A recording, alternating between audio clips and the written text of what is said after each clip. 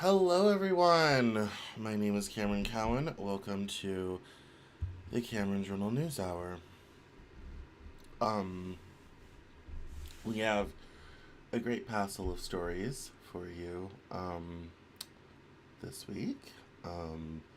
So many things, including President Biden's cancer diagnosis, and associated insanity around that. Trump's new flying palace from Qatar, um, some economic update stuff, and some good news actually for people. I was going through my saved stories in my news. I remembered I had saved a story about about the Justice Department continuing to defend a preface-only abortion bill. So we'll get into all that. Um, but It was a long week last week. We had a little bit of a PR kerfluffle. It my book publisher, which was fun. But we resolved it with good aplomb. And if you haven't had a chance to watch Michael Anderson and I talk about current events in Trump's first 100 days, I did a live event last Tuesday on May 13th. If you head over to the YouTube channel, it was on YouTube. It was on Facebook as well, so the video should be there under lives. It was on Twitch, so if you're watching on Twitch, go back one video. YouTube, it's under lives. And we had a great conversation for about an hour. It was a great live event. We had a lovely group of people, about a dozen or so, which is great for a Tuesday night, sort of thing. So we had a really great conversation. Um, Unfortunately, I spent the weekend on the phone. A lot of phone calls, a lot of reminiscing. Um, it was hard to sit down and do this today, especially because I already had a recording today. Um, a great author named John Bolton, who's done a illustrated book about his French Canadian and Algonquin heritage, um, called Our Grandmother's Tree. And so really great chat with him. And but this evening I come to everybody with a very heavy heart because um, an old friend from many years ago, when I lived in Denver and I worked at New Culture magazine, um, decided to take his own life last week. And they discovered his body on Friday.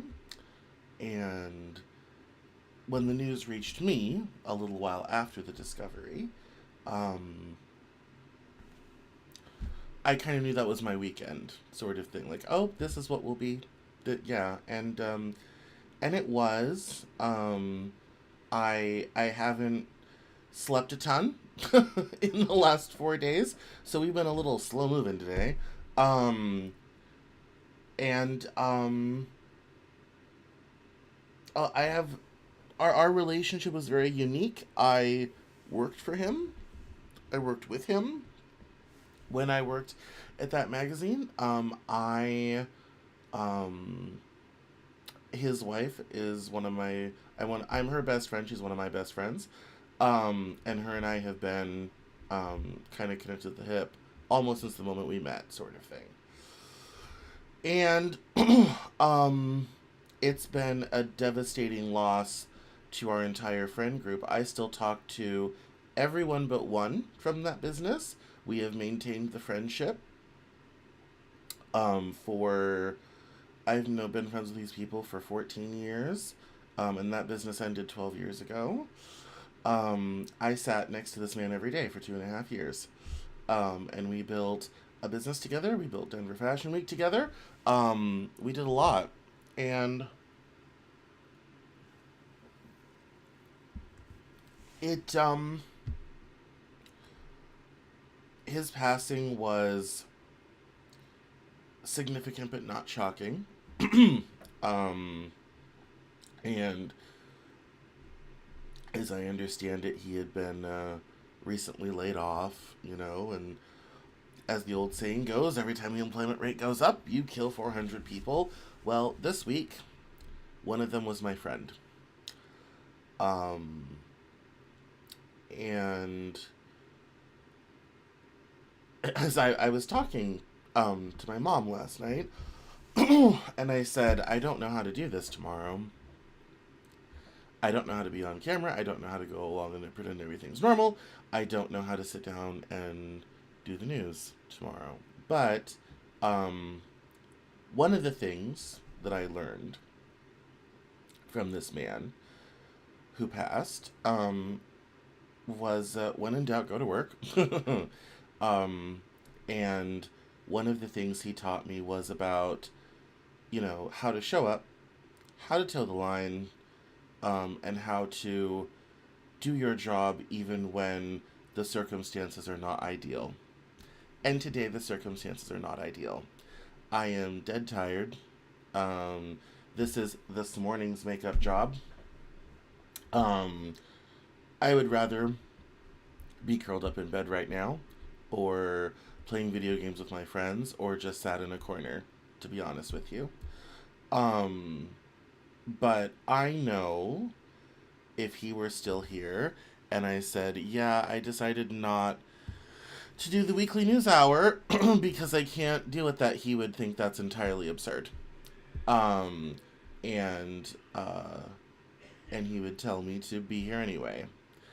And so I showed up, which is what he would have insisted that I do, no matter what, no matter how hard it was, because this is the job. um, and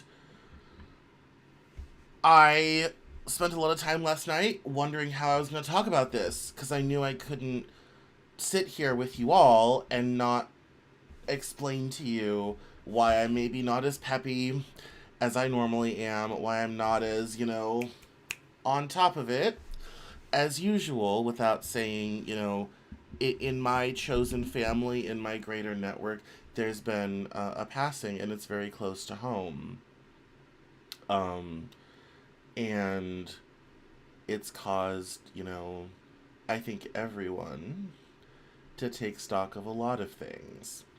And I just want to say the perfunctory, if you are struggling with mental health, suicidal thoughts, all this sort of thing, please don't forget to reach out. We say that every time someone passes, and this is an area where I have struggled as well for a very long time. And there are resources closer than you think. There are people that care closer than you think. Don't not be here for the caring. Um, it goes without saying that you leave an emotional hole and a lot of damage, and I know in that moment, none of that matters. It all falls away. I've been there many times. But I've also watched an ex wife cry. Um, I've watched his son drink. He was never a huge fan of me, actually. That's kind of the ironic part. We hadn't spoken in 12 years, actually. Um, and it's a lot. It has greater effects than you think. So I just want to remind everyone of that, and I'm carrying that with me today. So on that uncheery note, I usually say on a cheery note. On that uncheery note, we will turn to the headlines, and I want to start. There we go. I want to start with my saved news stories because there's some great ones in here. We'll start with the Prifazone story. So this was from a little while ago. I forget sometimes to go through these until after the broadcast, so we're gonna start with them. Um, so this is from Reuters. Trump to continue Biden's court defense of abortion drug Prifazone. It says here, government lawyers seek dismissal of lawsuit. Republican-led states challenge easier access to abortion drug, and U.S. Supreme Court rejected challenge by anti-abortion groups. President Donald Trump's administration on Monday pushed forward in defending U.S. rules easing access to the abortion drug mifepristone from a legal challenge that began during Democratic former President Joe Biden's administration. The U.S. Department of Justice, in brief filed in Texas federal court, urged a judge to dismiss the lawsuit by 3 Republican-led states on procedural grounds. While the filing does not discuss the merits of the state's case, it suggests the Trump administration is in no rush to drop the government's defense of mifepristone, used in more than 60% of U.S. abortions. Missouri, Kansas, and Idaho claim the U.S. Food and Drug Administration acted improperly when it eased restrictions on mifepristone, including by allowing it to be prescribed by telemedicine and dispensed by mail. The Justice Department and the Office of Missouri Attorney General Andrew Bailey did not immediately respond to requests for comment. Trump said while campaigning last year that he did not plan to ban or restrict access to mifepristone. Health and Human Services Secretary Robert F. Kennedy Jr. told Fox News in February that Trump has asked for a study on the safety of abortion pills and has not made a decision on whether to tighten restrictions on them. Last year, the U.S. Supreme Court rejected a bid by anti-abortion groups and doctors to restrict access to the drug, finding they lacked legal standing to challenge the FDA regulations. This is good news. I'm sorry. This is good news. This, I mean, for for all of the bluster, and for all of the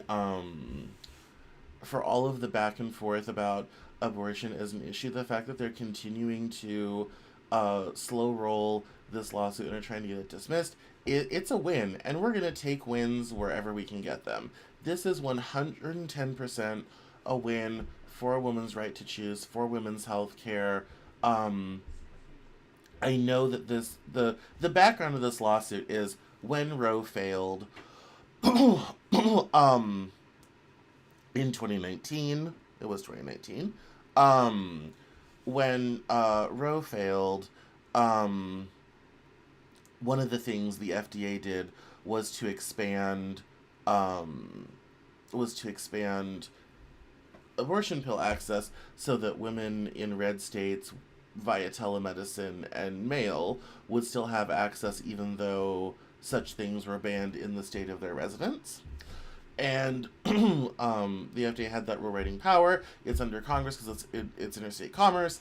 And so that was kind of where this whole thing started from. And this, this is good news because this will continue to give women, it will do as it intended. It will continue to give women that type of access. I'm not quite sure whether they need another study. I remember when this drug came out, it was studied to death, but study is fine. Do a study. This is a win, and I'll take it as a win for preserving women's right to have access to healthcare and make decisions about their own bodies. That's very important, and this is a win. And good on the Trump administration for continuing this lawsuit and stopping Missouri, Kansas, and Idaho, 3 of our lamest states. That's a joke. To prevent this from happening. So I wanted to mention that because it's a win. We've got a couple wins this week, actually. I also wanted to talk about DEI for a moment. So, this is Fox Business. We have a couple news stories from Fox this week. Look at how right wing we are here. I'm two Fox News stories away from buying a MAGA hat. Um, so, as we know, um, in wake of the election, a lot of companies have been pulling away from DEI, DEI branding, all this type of thing. There's even a video right now. Here we go. A consumer watchdog calling out companies like Kohl's, Dollar Tree, UPS, and Nationwide, to name a few, claiming their diversity, equity, and inclusion agendas are just getting rebranded as inclusion and belonging, or culture of respect. Joining us now, Consumers Research Executive Director Will Held. This is Fox News, nothing of note here.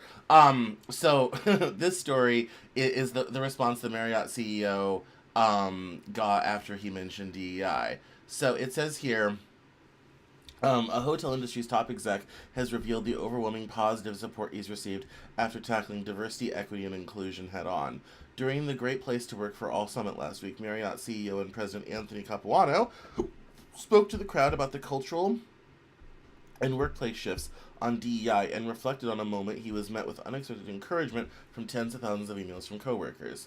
The day the DEI executive order came out, I sat with senior leadership team and I said, given the industry-leading position we have, we ought to make sure we're all aligned on not only philosophically how we think about this, which was the easy part, but the words we use, what language we use. We should talk with the board a little bit about it. Capuano said on stage. There's a very big hotel industry investment conference called the ALIS conference, he expanded. And so the next morning I did a media breakfast. I did 6 one-on-one media interviews, and then we did the CEO panel. This was the first question in all 8 of those interactions. President Donald Trump shut down all diversity, equity, and inclusion offices across the federal government during his first week in office and signed a number of executive orders to quickly undo former President Joe Biden's efforts. Not only did Trump shut down all federal offices, he signed 2 other related executive orders in January. One that ended discrimination in the workplace and higher education through race and sex-based preferences under the guise of DEI. The other was a memo to eliminate a Biden administration policy that prioritized DEI hiring at the Federal Aviation Administration. As a result, since then, top U.S.-based brands and companies have rolled back their number of DEI policies like Amazon, Meta, McDonald's, Boeing, Ford, Harley-Davidson, John Deere, Lowe's, Nissan, Toyota, Walmart, and others. When it came time to answer the public on Marriott's stance on DEI, he claimed he mentally phoned a friend. Quote, I thought about what I'd heard from Bill Marriott all these decades, and what I said in response to those questions. We've been around for almost a century. Political winds blow all different directions, and particularly when you operate in almost 150 countries. I said, but there are some fundamental truths about this company that have guided us for those 98 years, the CEO noted. Quote, we welcome all to our hotels, and we create opportunity for all, and fundamentally those never change, right? Capuano continued. The words might change, but that's who we are as a company. Then I went back to my room and said, gosh, I hope I said the right thing. In the next 24 hours, I got 40,000 emails from Marriott associates around the world just saying, thank you. And the reason I bring this up is I think in our whole discussion about this stuff, we kind of forget it's about people. DEI, diversity, equity, inclusion, is about real human beings, giving real human beings a chance, showing them that not only do you do more than tolerate them, you do more than put up with them, you welcome them. They're a part, they're fully invested in all of this. And have very little interest in finding out what Fox Business has to say on this and why they think it's good for companies in the economy to get rid of this stuff. And President Trump's doing a great. Thank you. We know. Thank you. So no new information there. But it is people do kind of forget DEI is about people fundamentally. It's about people. It's about making people feel like they're actually a part of something and that they matter and that what they're doing is important. And above all, that's what these things are about. And I think in our conversations about DEI, in our dialogue about DEI, we forget the human element. That these things really matter to how people feel if they belong someplace or not. And the fact that, the Marriott CEO and says, we welcome all, we create opportunities for all, that's who we are as a company, and then gets 40,000 emails from his associates, shows that when push comes to shove, it matters. Gosh, I hope I said the right thing. In the next 24 hours, I got 40,000 emails from Marriott associates around the world saying thank you.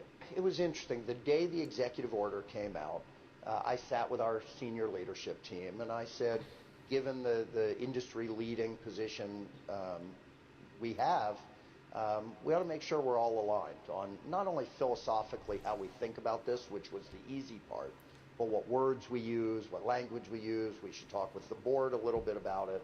So I said to the team, take this week and let's get together in a week. I'm off to Los Angeles. And I flew to Los Angeles that day, and there's a very big hotel industry investment conference called the Alice Conference. And so the story. Lovely. I thought it was worth mentioning that just because the president doesn't like it as a phrase and there's a lot of political brouhaha about it, doesn't mean it doesn't affect real people. And I'm especially mindful of that today, given present circumstances. I want to jump into the housing market for a minute.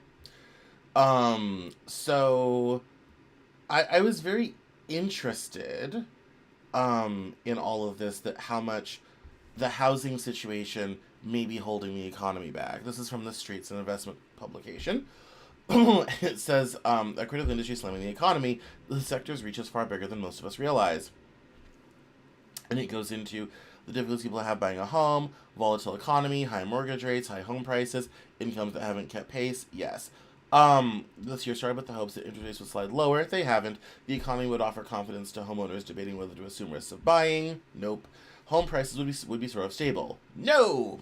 In fact, 2020, it says here, in fact, in 2025 has been somewhat a bit of a bummer. Rates on 30-year mortgages have mostly gone up, prices are higher, and the economy was body slammed by President Trump's tariff plan in April. 2 monthly reports this week will offer a picture of the current situation. The National Association of Realtors report on April existing home sales, due Thursday, and the Commerce Department reports on new home sales in April, due Friday. Both of those were up, by the way.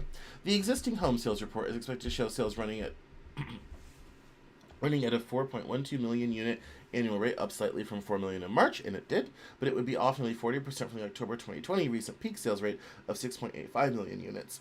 The new home sales projection is an annualized 700,000 rate, down from 724,000 sales rate in March, but that rate would be off some 60% from about 1 million new homes sold in 2020. The biggest conundrum homebuyers face in 2025 is that home prices have climbed massively in the last 20 years. Incomes have not. The tax of building a down payment to buy a home is difficult at best for first-time buyers, and many would-be buyers are reluctant to sell themselves with huge mortgage expenses every month with no money left over. Let's say homeowners, they do the math on this. Without first-time buyers, however, move-up buyers can't move on to their next home. The situation is affecting the entire economy. It's one of those things you don't think about, but a home sale affects appliance dealers and manufacturers, hamburger joints, dry cleaners, furniture dealers, paint manufacturers, building supply retailers, real estate brokers, lawyers, title companies, and of course, lenders. The immediate spending a buyer might do on his house or apartment after a sale closes might total 7 to 10% of the sales price. If refurnishing the house, maybe the total hits 30% or more of the home's price. If you're doing a big renovation, the numbers explode. Small wonder the National Association of Home Builders Housing Market Index for May showed builder expectations dropped 8 points to 37 above 50, says the builders are optimistic. Sales expectations for the year have fallen. Traffic of prospective buyers has tumbled. About 34% of builders reported cutting prices, up from 29% in the April report. The average price cut 5%. Builders with a financial muscle, that is big builders like Pulte and D.R. Horton, have used incentives, usually subsidizing mortgage payments for the first few years to make sales. The cost of incentives hit their profits. The demand need to get the country affordably housed is much bigger than that. The National Association of Realtors, admittedly full on favor of home ownership, estimates the entire country needs 367,000 more homes available for sale at no more than $170,000, 416,000 more homes priced at $225,000 or less, and 364,000 homes priced under $340,000. How you get all those homes requires land, water, utilities, roads, cash, enlightened land use officials, and good financial training for buyers and sellers. There's one other issue. People buy homes because they have jobs, but where the jobs are is where the markets are most tight. The tightest markets include California, Massachusetts, Hawaii, Montana, and Idaho. Logic suggests then that jobs need to move out to housing more affordable. This past Friday report on housing starts and building permits showed fewer single-family homes are getting started, but multifamily complexes are up a little. That's why 2 reports coming this week matter, and so does the context. The Federal Reserve boosted rates 11 times starting in 2022 to combat inflation pressures that erupted after the 2020 COVID-19 pandemic. Though the Fed cut its key federal funds rate from 5.25 ranging to 5.5 to 4.25 to 4.5 in 3 cuts in late 2024, the residual effects of those increases are still at work in the economy and on the housing market. Housing, and then it goes on to say that house building stocks are down. And it talks about all the other companies like Whirlpool and Home Depot that had weak earnings as a result. The other, I think, factor that's also going to affect home construction this year is the 14% tariff on Canadian lumber. We buy a lot of wood from Canada, and that is, if you're building a development and you're buying millions of dollars in lumber, that amounts to hundreds of thousands, if not millions of dollars in tax that Canada does not pay. We pay. And it goes to Washington. We're just giving Washington free money. That's basically what we're doing. Oh, tariff is. And so it's something where, when we talk about the housing market and affordability of housing, it does have this sort of greater effect on the economy. And I thought that was, worth talking about and worth mentioning because it's kind of like, well, housing is kind of whatever. And it's like, well, not really. Because when you have the housing market not doing well, then you've got, bigger problems. So, I want to start this segment with this video from Scott Galloway, who is talking about pharmaceutical prices. As you may know, or not know, President Trump last week signed an executive order, sort of politely telling the pharmaceutical companies to lower their prices by 50 to 80%. Now, here's the context. Why did you do that? So, the pharmaceutical companies have, quite frankly, a very sweet deal. And it is as follows. What they can do is they can buy the rights to manufacture a drug from a lovely researcher at a university who's gotten government money to research a drug. And then they can continue to develop it, learn how to manufacture it at scale, all this type of thing, invest in it, do the clinical trials. This all takes about 5 to 7 to sometimes 10 years. And then at the end of that period, they can sell it to the whole world. However, the whole world does not pay necessarily at retail prices, or at least not American retail prices. Countries that have universal health care and the government buys the drugs, they negotiate for heavy discounts because of the volume they're buying. Other, organizations will buy drugs for distribution in Africa or elsewhere, and the prices are much, much lower. And oftentimes, the drug makers price drugs lower in certain markets because the market can't bear anything more. So, if you're a pharmaceutical company, how do you recoup all those R&D dollars? Well, you charge the highest prices in the country where the insurance companies are paying for the bulk of the drug costs, and you have justification for high prices because the country in question happens to be fabulously wealthy, and so the reality is American drug costs are 3 to 5 times higher than the rest of the world. And pharmaceutical companies say, well, if you don't let us do that, then we're not going to recoup the cost because we're not charging everyone else as much because they're getting discounts, their markets can't bear it, all this type of thing, whereas in this country, we can do it. That's only true if you have an insurance company paying for your pharmaceuticals. If you're paying them out of pocket, it's horrible. So, and the pharmaceutical companies have spent shitloads to maintain the sort of weird thing where they get to do very little R&D, but still able to recoup those costs on the back of the American consumer while making profits globally. And they make billions of dollars a year. And In this video from Scott Galloway, he talks about how this relationship exists, why it continues, and why the government has never stopped it. Let's listen. The disappointing thing about our elected representatives is not that they're it's that they're such cheap. And when Cigna or Aetna or Pfizer give a few $1 million to different people, they can figure out laws that make it such that we have to pay 8 times for Ozempic and Humira, despite the fact that we invent, manufacture, and distribute the majority of these drugs. We're number one in terms of IP for pharmaceutical development, but we have figured out a way, or these companies have figured out a way, to charge American consumers more. And then you have an infrastructure where essentially the bill is opaque, and usually your company's paying for it. So what do we have? We have opaque pricing that has no consumer scrutiny. We have regulatory capture, and we have profit-seeking companies which are doing what they're supposed to do. So we end up with $13,000 per capita health care versus $6,500. And in exchange for that, we're more obese and we die sooner. To give you a sense of how outrageous this is, on average, we charge about 4 times the price for pharmaceuticals of what other nations pay. So Saudi Arabia, the kingdom, they produce a lot of oil. Now, why is it less expensive in the kingdom? Because we make a lot of this shit, so let's take advantage of the good work our domestic citizens do, providing this exceptional blessing, this sitting on this sea of oil, so we'll give them less expensive gasoline. We produce more oil, i.e. pharmaceuticals, than any firm in the world. Do we in fact charge less for it? No. It really is that simple. Thank you, Scott Galloway. I mean, honestly, it really is, sadly, that simple of a situation. We're the ones doing all the work that make these great drugs possible, and we're paying the most for it to line the pockets of pharmaceutical companies. And President Trump is trying to bring a curb to it. This the whole day is just going to be great things President Trump is doing. So, abortion pill access staying, trying to lower cost of prescription drugs. I mean, it is, and I mean, Scott is absolutely 100% right. We have the highest healthcare costs in the world for the worst outcomes per capita. If we allocated that money away from health insurance companies and pharmaceutical companies and to actually people's health, we would have a robust and healthy country. We'd all look fantastic because we'd be in such great health.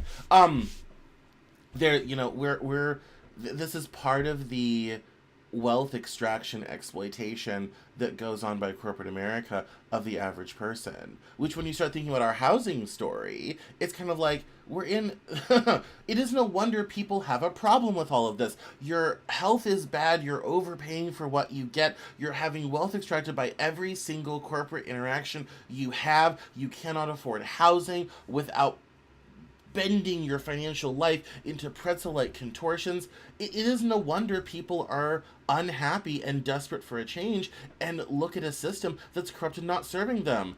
They're right.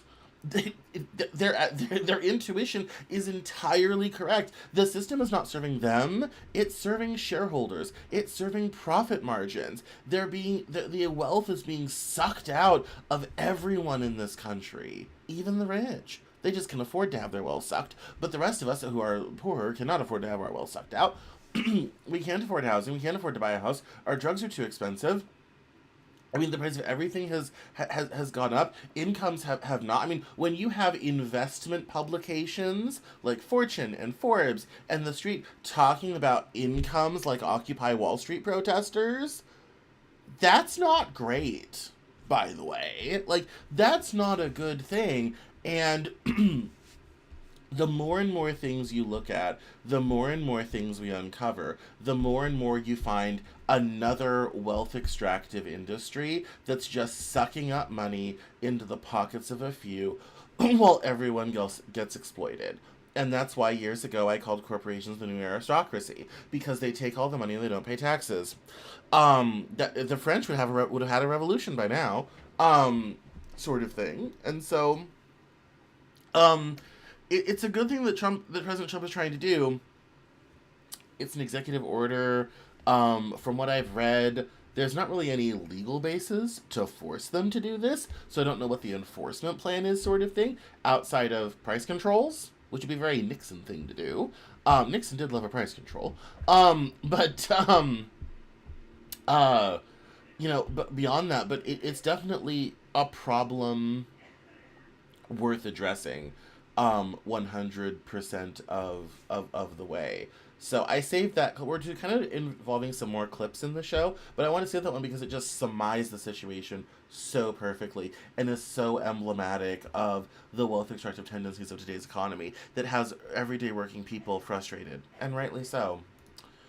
Let's bounce over here to the bombing in Palm Springs. So, if you're somehow not aware, yesterday, Sunday, a young man in Palm Springs died trying to bomb a fertility clinic. Not an abortion clinic, a fertility clinic.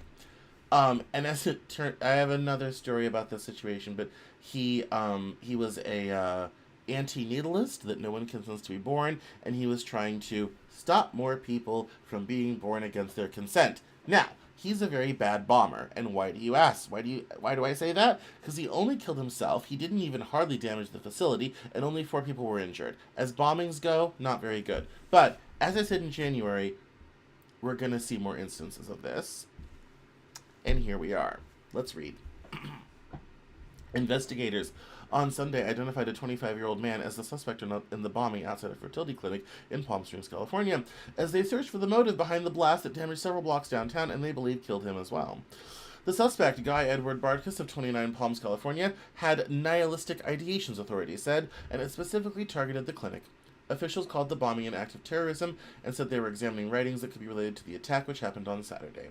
On a website that promotes the idea of a terminating life, an audio recording features a man who said he was going to bomb an in vitro fertilization clinic because he was angry at his own existence. 3 people familiar with the investigation said agents are examining that website to try and verify whether the bomber had made those statements. On Sunday, Richard Bartkus, 75, the father of the suspect, said he believed the voice in the recording was his son's.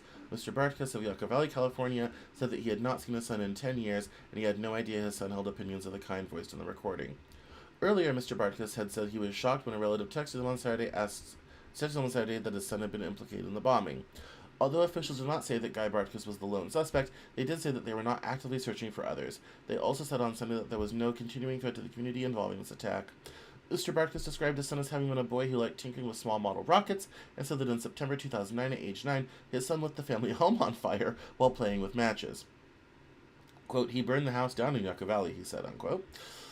An article about the fire in the high desert star of Yucca Valley said that the family lost everything, though Mr. Bartkus said no one was hurt. His son was placed in juvenile probation, but the incident was later expunged from his record. Mr. Bartkus said that as a teenager, his son would make, quote, stink bombs and smoke bombs.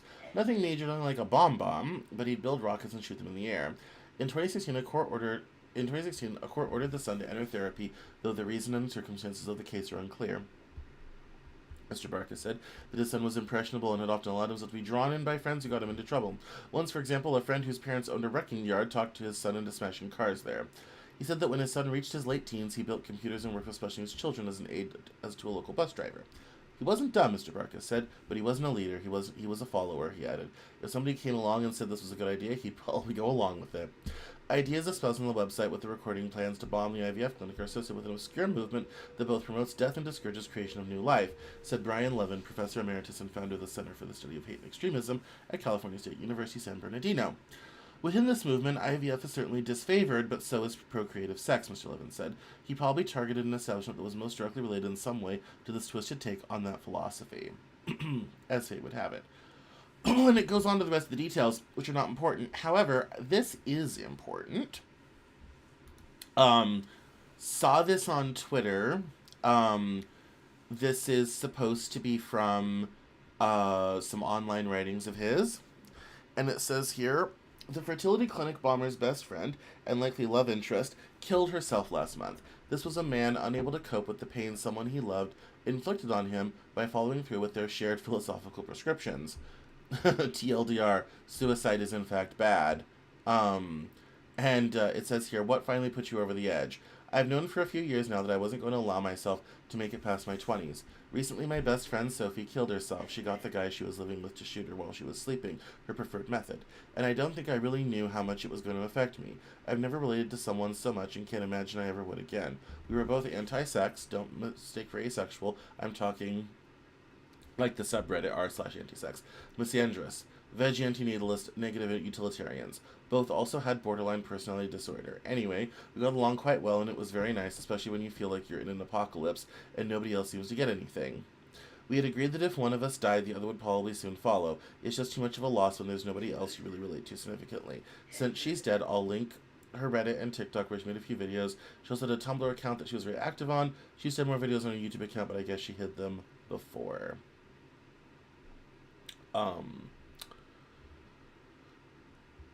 This is a sad, misguided, unfortunate situation. Obviously, given the present circumstances in my own life, this all hits a little close to home. But I'm just glad that out of this whole thing, more people weren't hurt. This is a situation where we have to contain the damage, sort of thing. I'm sure there will be more news about this come out. The Biden cancer thing has kind of wiped it off the headlines today, so we may not hear too much more about it, but I'll be interested to see what else comes out. I'll keep an eye on it. It's speaking of that, we'll move on to the next story. In interesting immigration news today, the Supreme Court let Trump lift deportation protections for Venezuelans. Now, what happened here? In years past, Venezuelans were allowed, because of the political situation in Venezuela, were allowed to immigrate to this country on a temporary protected status. Many were coming illegally and they got the status. Others immigrated under that status. It's about 300,000 people, a not insignificant number. The Trump administration had wanted to remove their temporary protected status so they could deport all of them back to Venezuela very, very quickly. And the Supreme Court seems to have allowed them to do such a thing. And why is this important? This is a big win for the Trump administration in terms of getting to the place of mass deportations. Getting to the place where they can, remove the bad people, the gang members, all this type of thing, especially with their obsession with, migrant gangs, and we're going to get to the about Tren de Aragua. This is a big win for the Trump administration in terms of getting to their goal of being able to, mass deport people. And it says here, the Supreme Court on Monday let the Trump administration, for now, remove protections from nearly 350,000 Venezuelan immigrants who have been allowed to remain in the United States without risk of deportation under a program known as temporary protected status. That fellow, Abrego Garcia, who was sent to El Salvador, he was here under this thing too. The court's brief order was unsigned and gave no reasons, which is typical when the justices rule on emergency applications. No vote count was listed, although Justice Ketanji Brown Jackson noted that she would have denied the administration's request. The justices announced they would allow the Trump administration to end the protections pending appeal of the case, potentially allowing the administration to move ahead with deportations.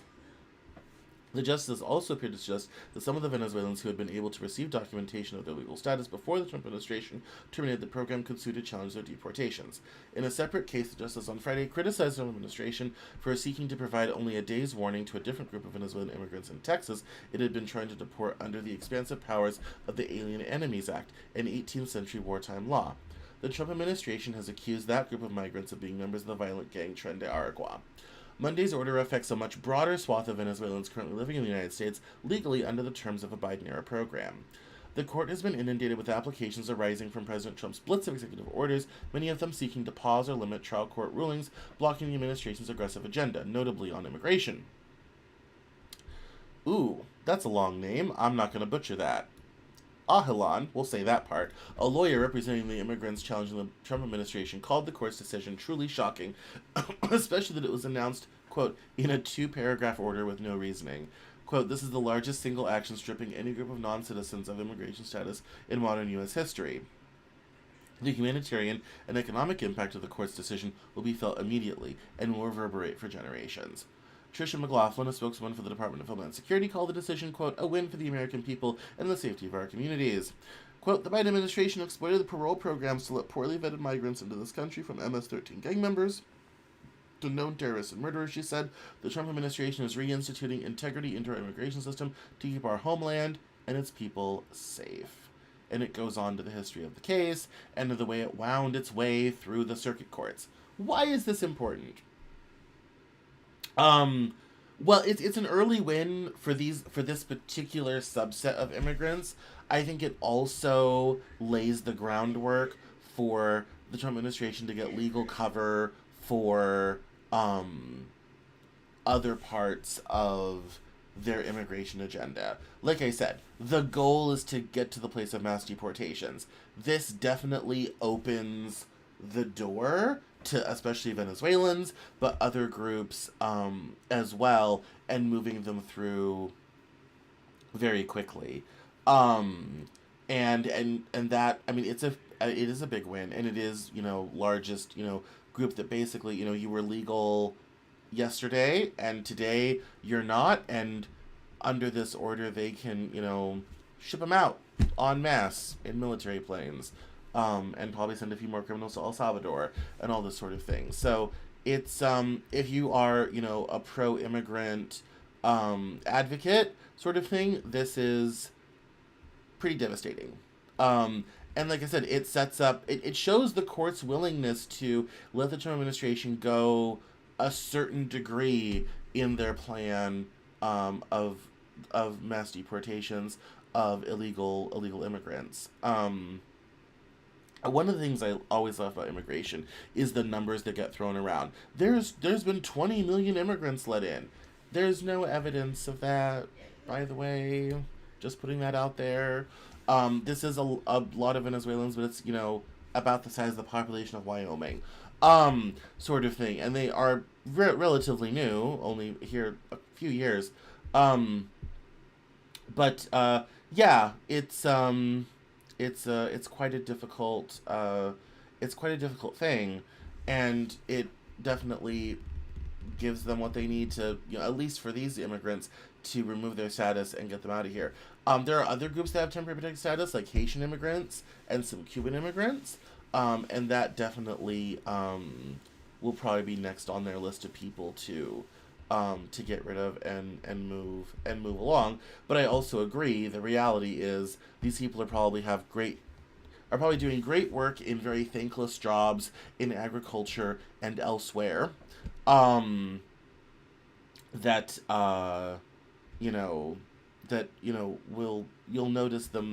notice when they leave, when the meatpacking plant has a now hiring sign and can't seem to find anybody.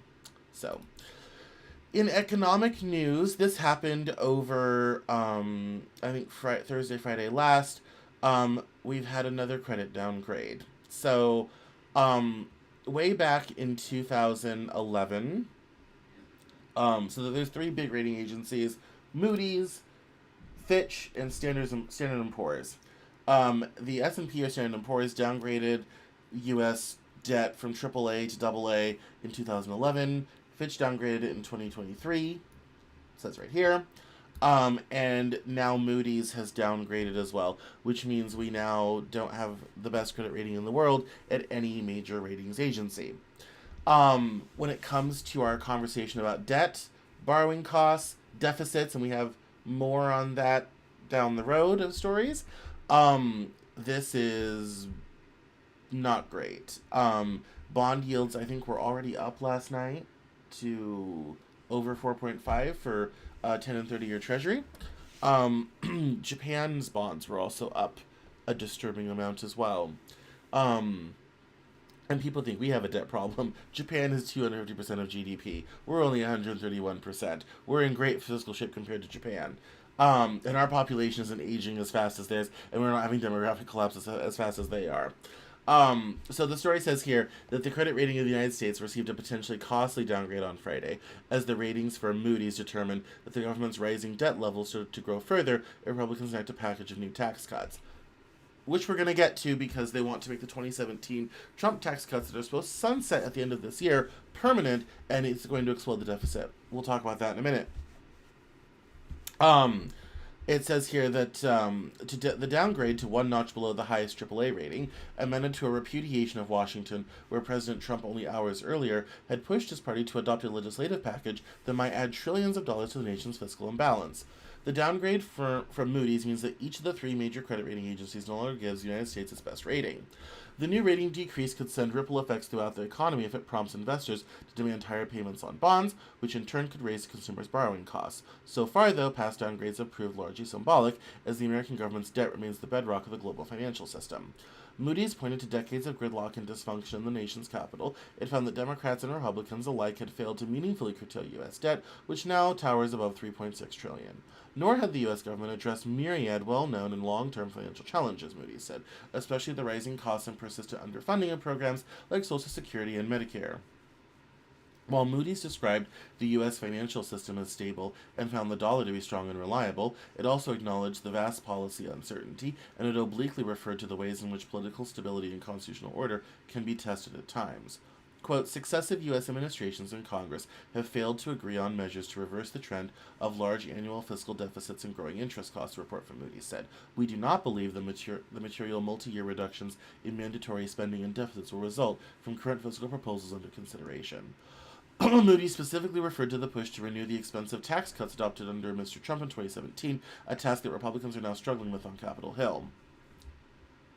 The party is trying to offset some of the roughly $3.8 trillion cost of lowering taxes with cuts to spending on health care, clean energy incentives, and food stamps. But the scope and approach of the package have divided Republican lawmakers, with hard-right conservatives demanding steeper cuts as some moderates caution against taking benefits away from too many Americans. On Friday, some conservatives seized on the Moody's downgrade to call for deeper spending cuts as part of their party's imperiled domestic policy bill. Moody's downgrade of America's debt is a signal that we can wait no longer to address the debt crisis, said Representative Andy Harris, Republican of Maryland, in a post on social media. He added that he was, quote, not supporting, unquote, the tax package without substantial changes. Even with its existing spending cuts, the Republican package is expected to add significantly to the debt. The Committee for a Responsible Federal Budget estimated that the current version of the bill overall would cost $2.7 trillion over a decade before counting additional borrowing costs. That number could easily grow if Congress later extends measures, like no tax on tips, which under this piece of legislation would last only 4 years. Kush Desai, White House spokesman, sought to blame the Moody's downgrade on the administration of former President Joseph R. Biden Jr. The Trump administration and Republicans are focused on fixing Biden's mess by slashing the waste, fraud, and abuse in the government and passing the one big beautiful bill to get our house back in order, he said in a statement. The prospect of much more government borrowing, when interest rates are already elevated, has made some bond investors nervous. So-called vigilantes in the bond market have been selling the government's debt as the Republican tax package has wound its way through Congress, contributing to higher yields, which in turn translate into higher interest rates on consumer borrowing.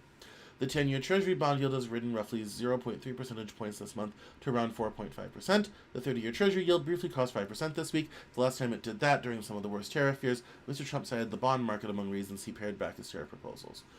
It's a sign that the government could end up paying a higher interest rate on its debt if it can't soothe investors' concerns over its mounting debt, a development that could snowball into a full-blown debt crisis for the world's largest economy. Moody's announced the downgrade just before bond markets closed on Friday, so investors will have to wait until Sunday to respond. So that is the Moody's downgrade. You may have heard about that, you may not have, but it's quite a significant moment in terms of the debt and deficit crisis, especially as the big beautiful bill is winding its way through Congress. Want to grab this headline real quick before we talk about other things. Conservatives imperil GOP mega bill that would fulfill Trump's agenda.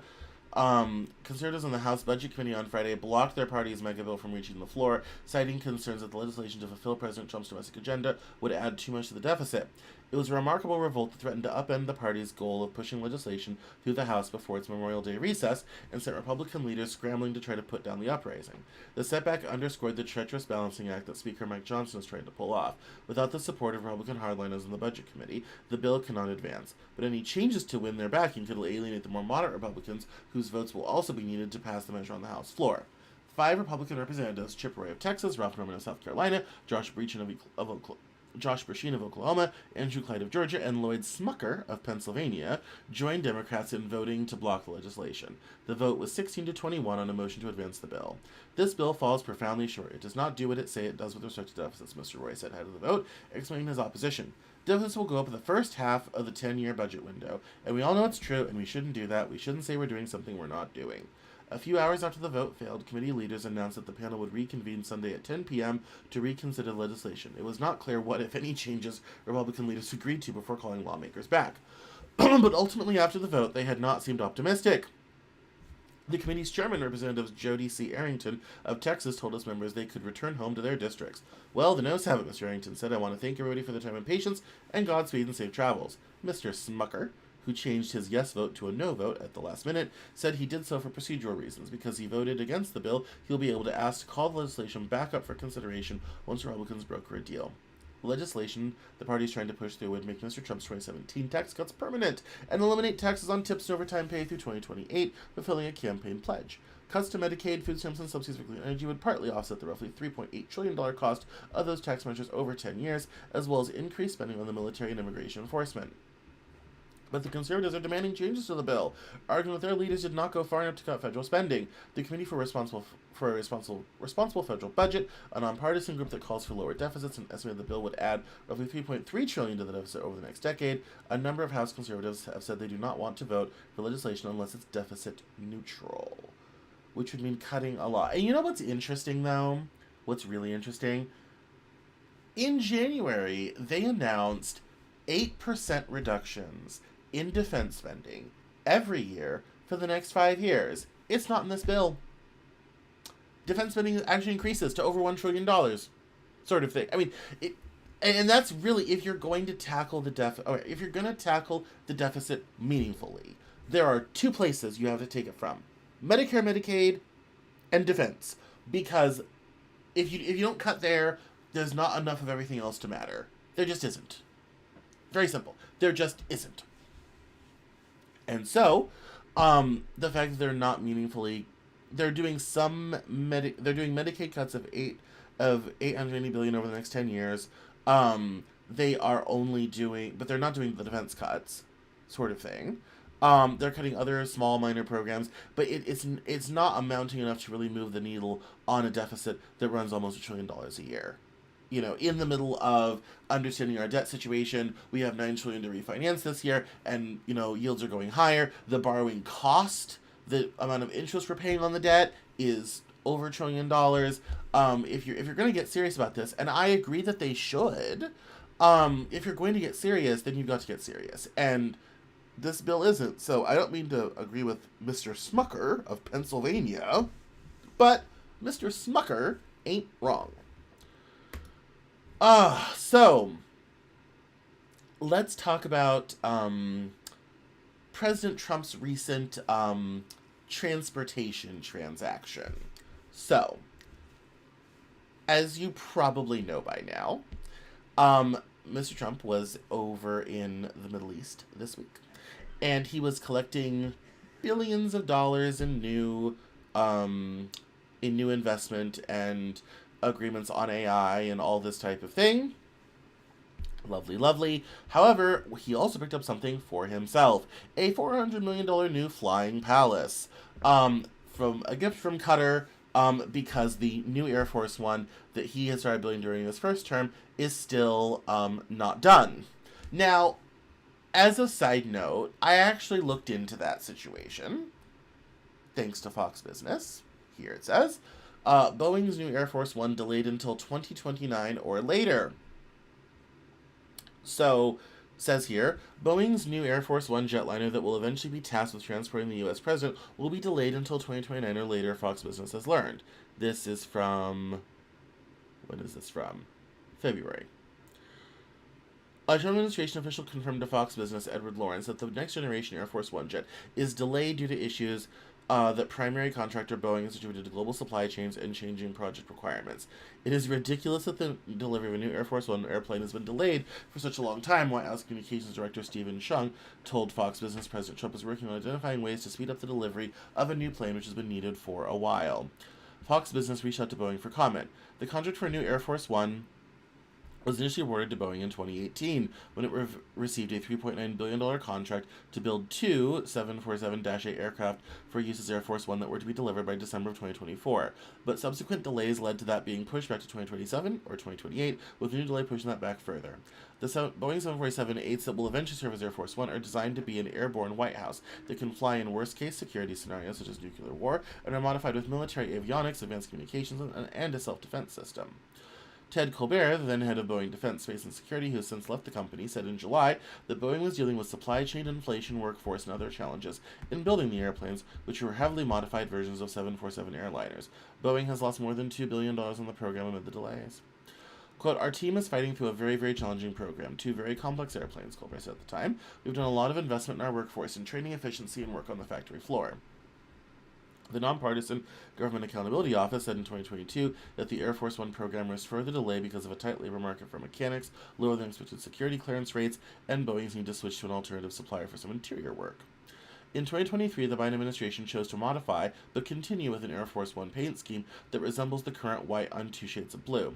The design dates back to the Kennedy administration, and the Biden move reversed a decision made by President Trump during his first term, switched to a red, white, and blue scheme.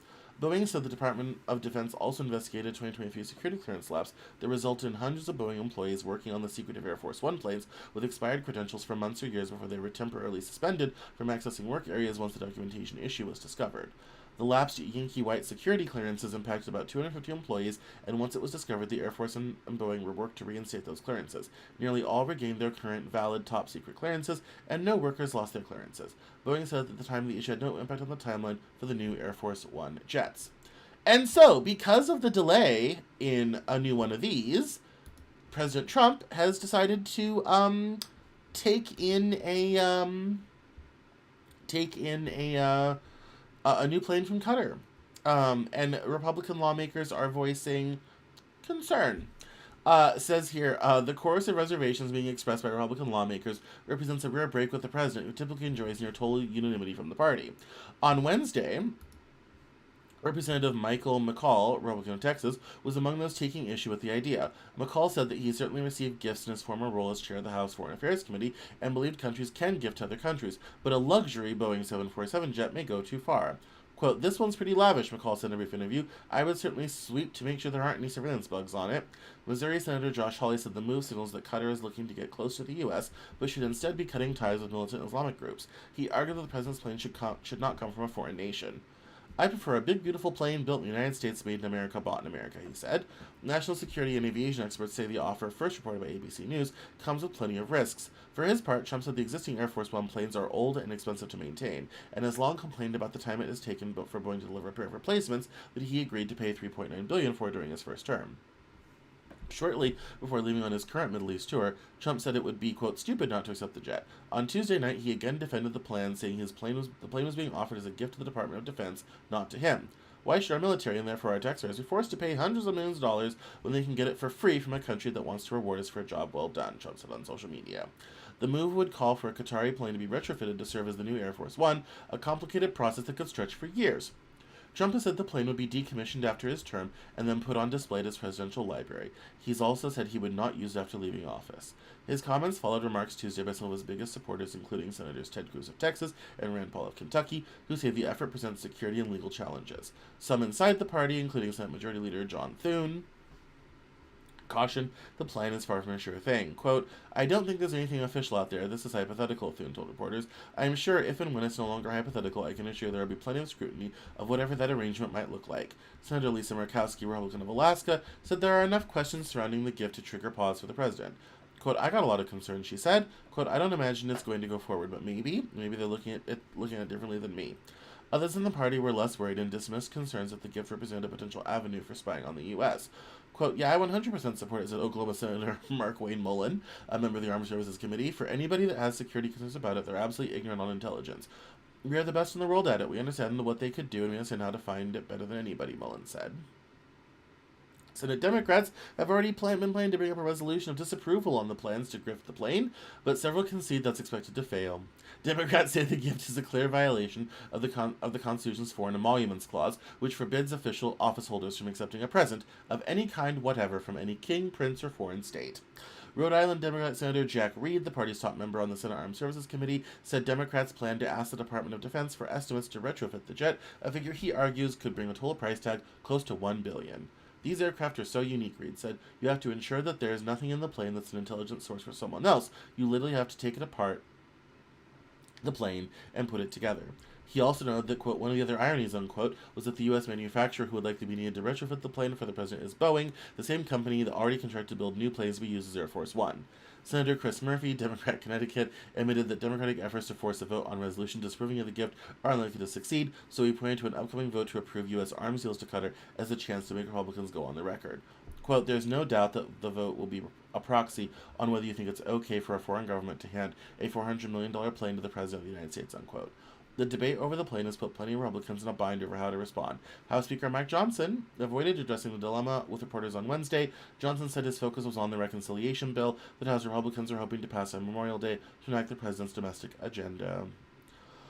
There are authorities that police executive branch, Johnson said. That's not me, unquote. Wrong! That is you! You're in Congress! That's your job! Anyway, no, Mr. Johnson, please read the Constitution. Yes, Yes, Mike, there are authorities to police the executive branch, and that's you. The story goes on to say, despite Johnson's remark, Congress does in fact have the authority to investigate the executive branch. When Democrats controlled the House during Trump's first term, for example, they conducted oversight of the Trump hotel and maintained its arrangement on the lease, and money from foreign dignitaries who stayed in the hotel violated ethics rules. Yeah, exactly. Like, no, Mr. Johnson, that's your job. You are the oversight. Like, but honey, that's you. Like, there are people that do that, right? Yes, that's you, sort of thing. So, I want to dash through.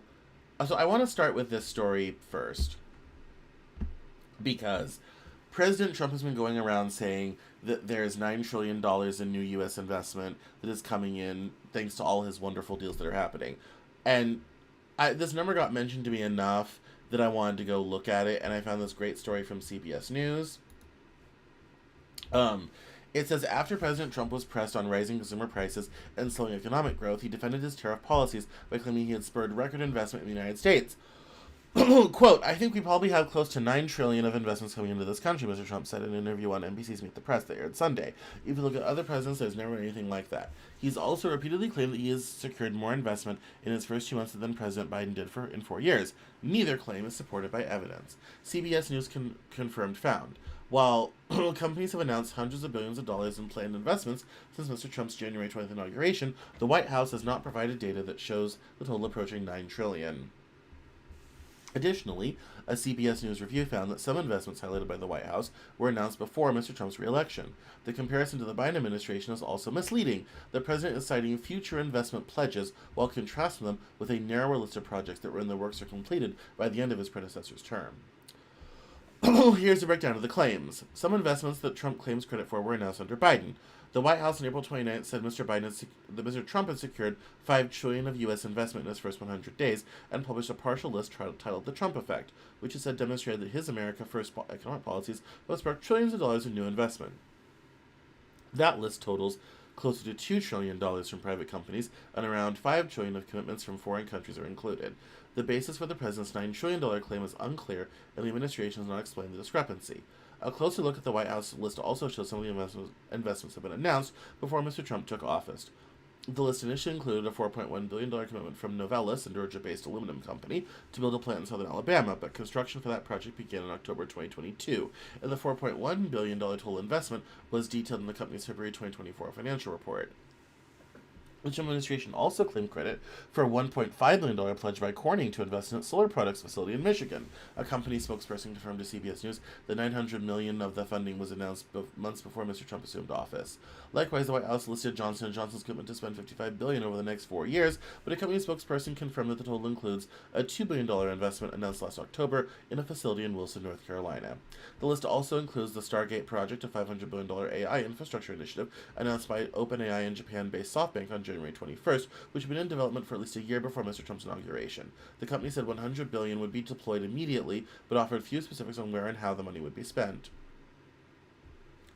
Mr. Trump has repeatedly said he attracted more investment in the 2 months than Biden did in 4 years, suggesting he brought in billions in a matter of weeks while casting doubt the former president secured even $1 trillion during his term. But there's no clear evidence to support his claim. A White House spokesperson said the president was referring to a December 2024 report from the Biden White House, which said the private sector committed at least $1 trillion to clean energy and manufacturing projects during Biden's term. However, Biden's list of investments highlighted, quote, a selection of private sector investments in 21st century industries, including green energy, semiconductors, and pharmaceuticals, based on project announcements in specific locations or factories under construction.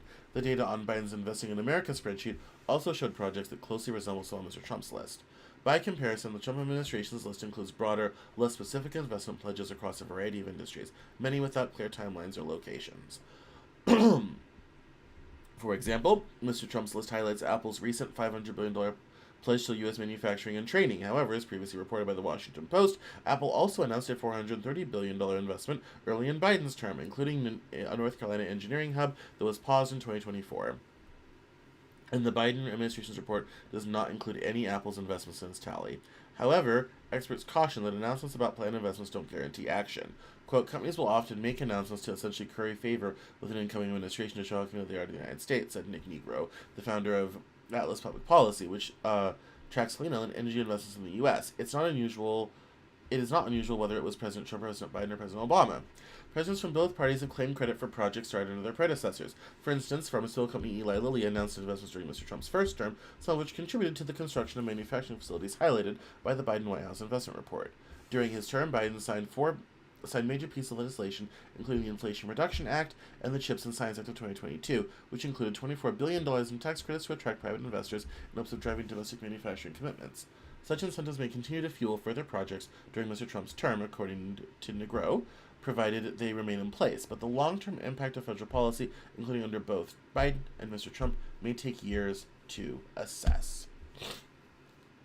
So, I thought that was an excellent breakdown of the 9 trillion number you're going to hear running around a lot of right-wing circles and everything. That's, you're not going to hear that number on social media, so now we're aware it's a mix of both Biden and Trump era stuff. It's a lot of commitments. It's not exactly a shovel-ready situation. I also wanted to stop by and talk about, let me pause on CNBC, and talk about inflation real quick.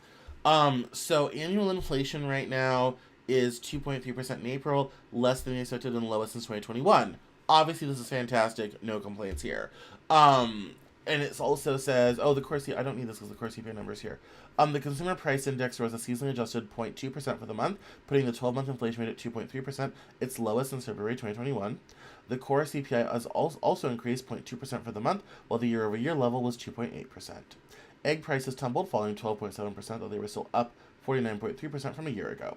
While the April CPI figures are relatively tame, the Trump tariffs remain a wild card in the inflation picture, depending on where negotiations go between now and the summer. Oh, that's an excellent video about rising treasury yields. Inflation was slightly lower than expected in April as President Donald Trump's tariffs just began hitting the slowing U.S. economy, according to a Labor Department report Tuesday. The Consumer Price Index, which measures the cost for a broad range of goods and services, rose a seasonally adjusted 0.2% for the month. Excluding volatile food and energy prices, core CPI also increased 0.2% for the month, while the year-over-year level was 2.8%. The forecast was for 0.3% and 2.8% respectively. And so we kind of see here the grand arc of we hit the peak of inflation in June of 2022. It hits kind of a low at the beginning of 23, and then has kind of been on this bumpy road and hits 3% in November. We were down to 2.4% in September. We ticked slightly higher at the end of the year, and then now we are almost back to 2021. So the food and the Fed's plan to lower inflation has worked. The other interesting thing about this chart when it comes to inflation is the big blue line is all items, which includes food and energy, and the dotted line is without food and energy. So we see that a lot of the reduction is also because of falling food and energy prices. Because less food and energy, it would be slightly higher. actually. And some of that has to do with housing. So that's a very interesting kind of report on inflation. And the consumer price index were here. So we didn't have a reduction. We just grew less slowly, which is much better than where we were in 2022 when the price of things was increasing, exponentially. So we also see kind of here this graph here as well. So I wanted to check in on inflation and just be open and transparent about where we are. This isn't really a Trump issue because he hasn't really been in office long enough to affect it. I will be very interested now that the tariffs are kind of here to stay and companies are beginning to process those through margin and everything, what we're like about 6 months from now. If the tariffs cause a big uptick in inflation, you're going to notice it right away. So the Fed's target for inflation is usually 2% for all items. So we're very, very close, which would explain also why they kept steady interest rates at their last meeting in April. Because, they are thinking that they don't need to raise interest rates and throttle the economy. If they keep them where they're at, it will continue reducing demand enough to get down to the 2% per year. So good news on inflation. We have all sorts of good news today. And this final story is kind of an interesting sort of thing. So the founder of Gumroad, Sahil Lavingia, had a second job with the VA, and it's kind of interesting how he's surprised at how government is working. And it says here that to hear it from Lavingia, Elon Musk backed Doge was a shortcut in a direction he already saw himself going. Years ago, during the Obama administration, he applied to the United States Digital Service, the predecessor organization to Doge, only to find the hiring process arduous. While he officially works for the VA, Doge gave him an inroad into government work that didn't force him to go through a complicated vetting process. They just sent me to the VA, he says. They kind of helped me find the job, which is great, and I'm proud of that. Reflecting his tongue-in-cheek stance that Doge is a glorified temp agency for software engineers, he got through the side entrance, offering his services to the cause of government efficiency. I'm basically taking Elon at his word, he admits. Lavinchia's decision to moonlight, not exactly unheard of in Doge circles, doesn't necessarily tie to his primary gig. But he suggested it all might have inspired his recent decision to open source Gumroad. After all, it matches what he's proposing with Doge. Quote, I think we should open source all the code that we write, he says of his VA work. And I think if we did that, I'm not saying people will agree with us, I think we'll see what we're doing. His VA side hustle comes at a time when Gumroad itself was going through some major structural changes. Last year, the company rebranded its corporate structure as Anti-Work, inspired directly by popular Reddit community of the same name. As part of its restructuring, it began putting its various apps on GitHub, including Gumroad. In one sense, this was a positive mood for tech firms who run web apps and other software their own infrastructure. Now they have a new tool at their disposal, and Gumroad has pledged to make it easier for them to install and maintain its code in the coming months. The interesting part... Oh, here it is. Lavingia said the timing of his work at the VA is coincidental, but it helped inspire his thinking about open sourcing. He used the example of Drupal. And here... What was the paragraph that I was looking for? I missed it because I went back to the top. Here we are. But hearing a first-person perspective of what's happening on the ground from Lavingia is nonetheless revealing. He's someone who's gone from being the big fish in a tiny pond to just another person in an agency that counts more than 400,000 employees on its payroll. Though, as with elsewhere in the federal government, it's also seeing cuts. Now that he's there, he finds himself surrounded by people who, quote, love their jobs, unquote, who came to government with a sense of mission driving their work. Quote, in a sense, that makes the Doge agenda a little bit more complicated because if half the government took a buyout offer, then we wouldn't have to do much more, quote, he said, implying the software can replace departing employees. We just basically use software to plug holes, but that's not what's happening. Lavingia's skills with automation, which have helped keep Gumroad lean, and are what he hopes to bring to the VA, but when it comes down to it, what he's found is a machine that largely functions, though it doesn't make decisions as fast as a startup might. Quote, I would say the culture shock is mostly a lot of meetings, not a lot of decisions, he says. But honestly, it's kind of fine because the government works. It's not as inefficient as I was expecting. To be honest, I was hoping for more easy wins, unquote. In contrast to Doge's shadowy reputation, Lavingia has made a case for transparency. Based on a pledge she received from Musk during a meeting, Lavingia has been open sourcing his VA work, creating tools that can generate org charts and detect compliance with the president's executive orders.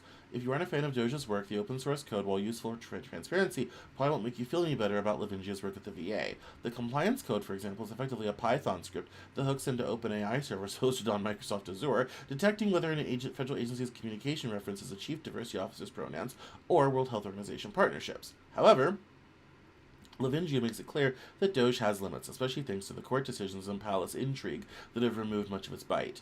Ultimately, he argues, it has become a way for roving engineers to get an up-close view of how government works. A, quote, McKinsey for the government, unquote, as he puts it. Quote, I think Doge both gets too much credit and too much blame, he says. Blame the people who actually have the authority to make the decisions. I'm like, it's like when people say billionaires are evil. I'm like, well, maybe, but really the people at fault would be the lawmakers, right? I don't know, unquote.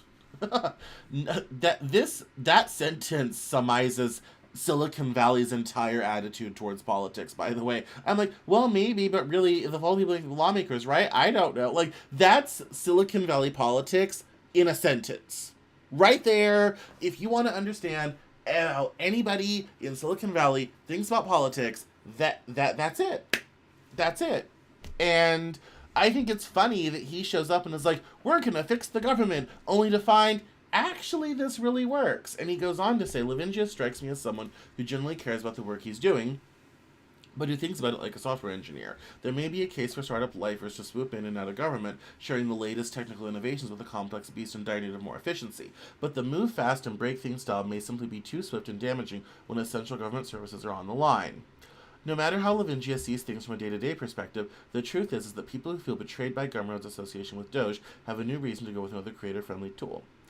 And it goes into people being complaining about that. But the point of the story was he didn't find that the VA was as terrible as they thought he was. It does give government these sort of tools. They're kind of allowing him to sort of moonlight doing both things at once. And his sort of, like, well, shouldn't the politicians be doing something? Like, I don't know, this makes no sense sort of thing. Is Silicon Valley politics in a tweet. Why is all this important? Why do we care? Just because Elon is stepping back from Doge and a lot of what Doge is doing isn't really happening, you don't hear much anymore. There are stories like these, cases like these, where there's going to be an effect from the people that have been brought in. And I think one of the interesting things is because of Elon, because of Doge, because of Trump, a group of people who probably would have never sought out government work, this guy was, but had never sought government work, and would probably never get hired by the government, have sort of been swept up into government work. And that is, I think, interesting for both parties, because when all of this is over, however it ends, you're going to be having Silicon Valley is going to understand, you're going to have more people in Silicon Valley understanding about government, and you're going to have more people in government understanding about new modernization tools, all this type of thing. And you're going to end up with this sort of real exchange of ideas, information, processes, systems that are going to, I think, affect both in a really interesting way. Long term, more of this could be really interesting. And perhaps in future, every administration should invite people who are successful to moonlight in agencies like this in a real way, causing real change and breaking through some of the bureaucratic gridlock that happens by nature of running large organizations with employees of 400,000 people. So, I think that's interesting. I appreciate you all for coming. I appreciate you all for watching. Long one tonight, but that's okay. My name is Cameron Cowan. This is the Cameron Journal News Hour. If you've not signed up for the newsletter that comes out every Saturday, please do so at CameronJournal.com/newsletter to get the Cameron Journal delivered right to your inbox. It's the best place to be in town. And if you aren't there, what are you doing? Make sure to follow me on social media. All the links are at CameronJournal.com. If you love my coverage and love this show and you want to support the Cameron Journal, please consider joining Cameron Journal Plus, CameronJournal.com/subscribe. And you can support the Cameron Journal and support my work in journalism and all the stuff that I do. I would really appreciate it. It's only $5 a month. So for a cup of coffee a month, you can make sure I get to continue to do this. And thank you to my existing Cameron Journal Plus subscribers. We love you. You're awesome. That's it for me. Please don't forget to find me on Twitter at Cameron Cowan, at Cameron Journal on TikTok, and I will see you next Monday. This has been the Cameron Journal News Hour. My name is Cameron Cowan. Have a great night. Bye-bye.